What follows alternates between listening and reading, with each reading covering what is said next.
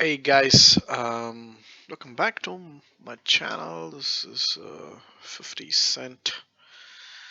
So in this video, let's talk a bit about this particular fragrance. It's Mr. Bojnokoff's Purple Hat. As you see, I have the Fragrantica page on. So this is not like my first impression. This is like more like a second first impression or a second impression. I've noticed that my um, I analyze fragrance in like three different stages from what I've observed so far. So the initial first impression, it would be like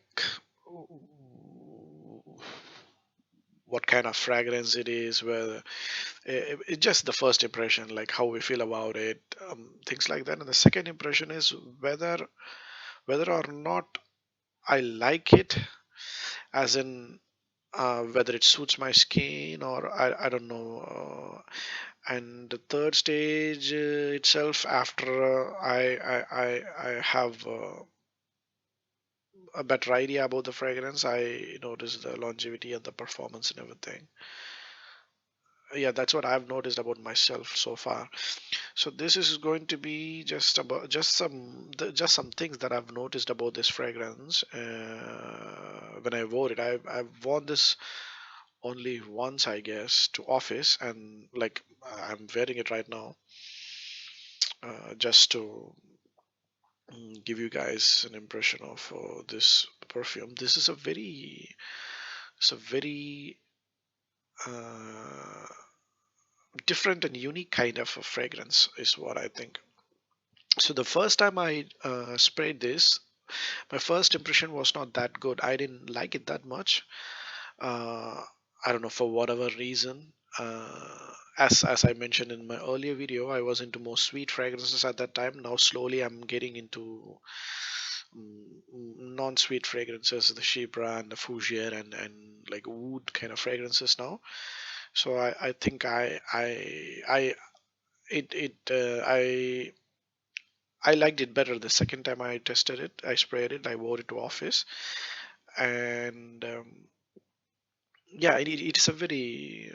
I think it could be a really polarizing kind of a fragrance. People either may like it or may not like it. This is what happened in my office. I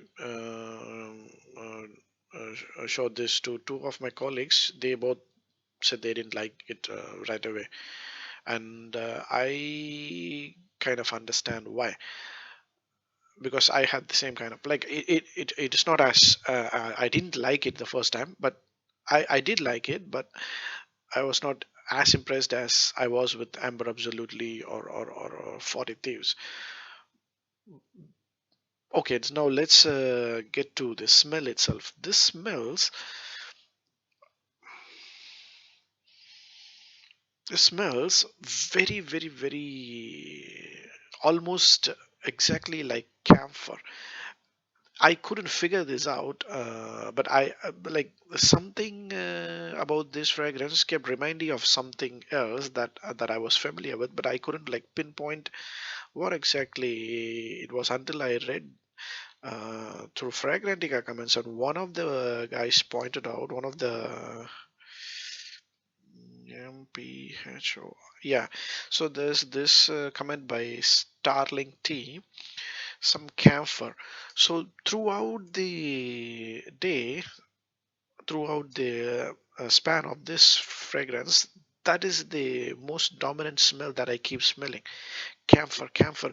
You know the kind of quality that camphor has, that unusual, comforting quality, uh, but something fresh at the same time, something incensey.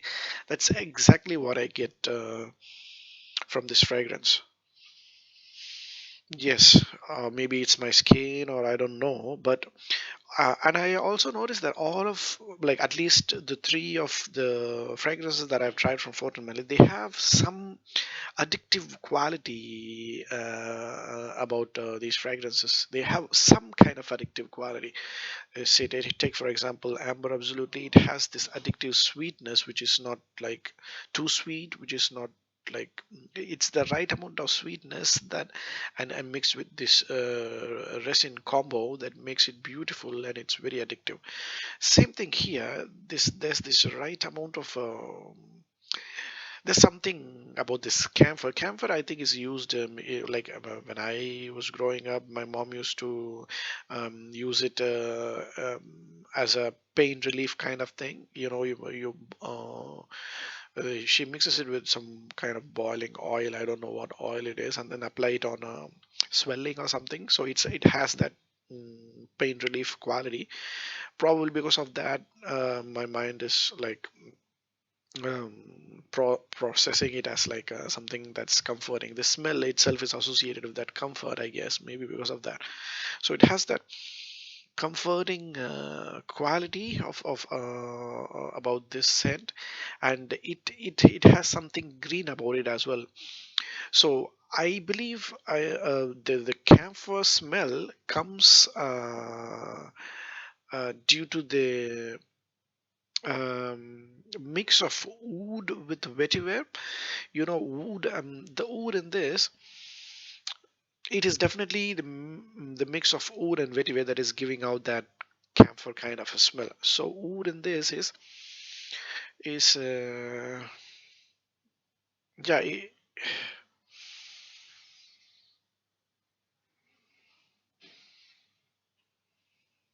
I don't know what kind of wood it is, but there's definitely wood, but that is mixing with vetiver and giving this a camphor incensey kind of smell. At the same time, there's some green in the fragrance,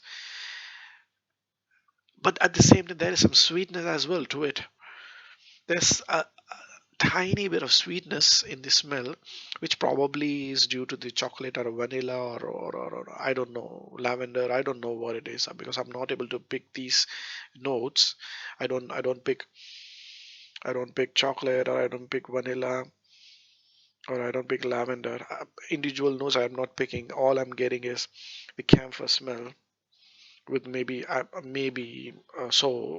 my nose picks oud and vetiver, I guess, the combination of that. And it is nice, it is very comforting. It feels like you want to your mind, um, it tricks your mind into you feel like you want to keep smelling this. I didn't expect that I would feel this way about this fragrance, but there's something in this that makes you want to feel, that makes you want to keep smelling this.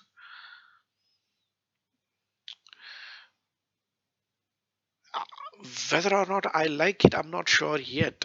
But there's this addictive quality that whenever I apply this scent, I feel like I want to keep smelling it. And yeah, but at the same time, as I said, like a longevity and performance, I am yet to test this, as I mentioned earlier.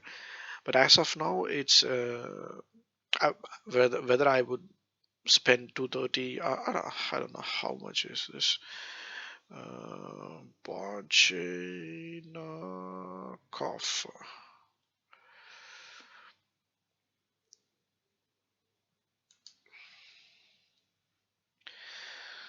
It's $280. Oh wow!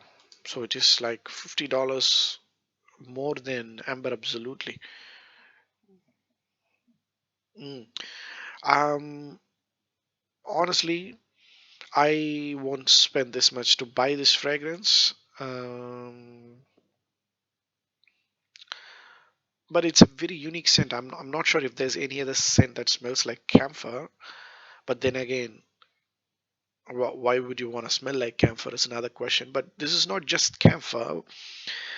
It's a lot more behind it. Behind the camphor, it's a Imagine,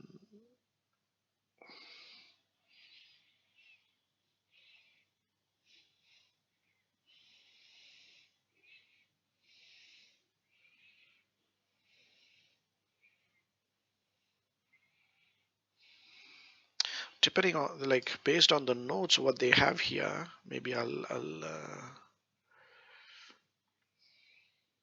try to give out a better picture. So take camphor.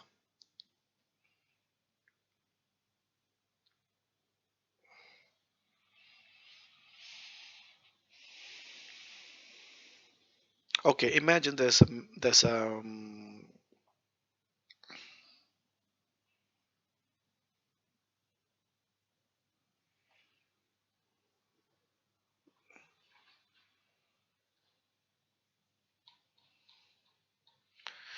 there's this interesting story that they mentioned here.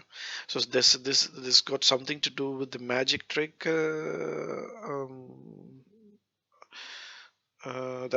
happened in St. Petersburg in 1897. So this dude does a magic trick. The trick involves a purple suede hat. Uh, he fills that with French lavender, vanilla, and Belgian chocolate, which creates an explosion, and that results in some kind of oh yeah, there's something smoky. There's something smoky about this as well. There's something woody, maybe due to the wood notes that they have in this, like cedar wood and gag wood and whatnot.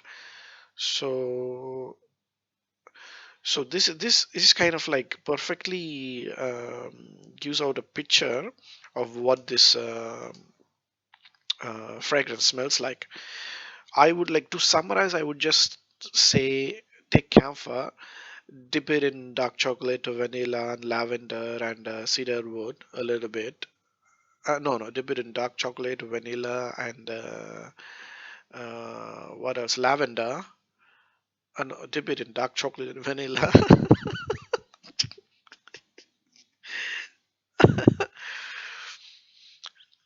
I don't even know what I'm talking about.